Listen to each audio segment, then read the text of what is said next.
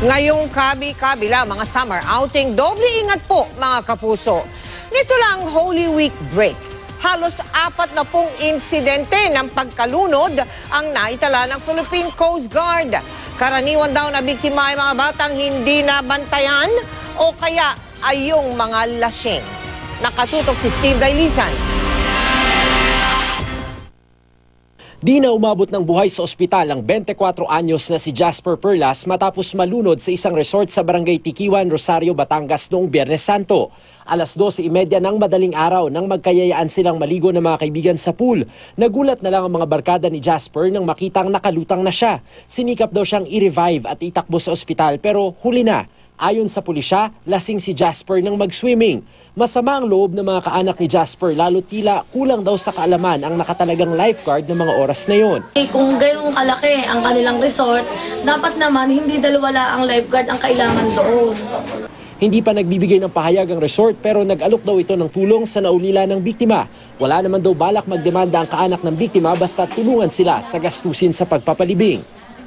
Sa sapang ito sa Lawag City, nalunod naman ang 37 anyos na si Arnel Domingo. Nagkayayaan daw magpiknik sina Arnel at mga kapitbahay pero nang malasing sa alak, nagpaiwan daw ito para magbabad sa tubig at mahimasmasan. Kinaumagahan nakita itong nakalutang sa sapa. Posibleng nakatulog daw ito hanggang malunod. Sa Cagayan River, 5 magkakahiwalay na insidente ng pagkalunod ang naitala. 2 sa kanila nakainom ng mag-swimming. Ang isa nalunod habang tumatawid sa ilog. Di naman tukoy kung ano ang sanhi ng pagkalunod ng isa pa.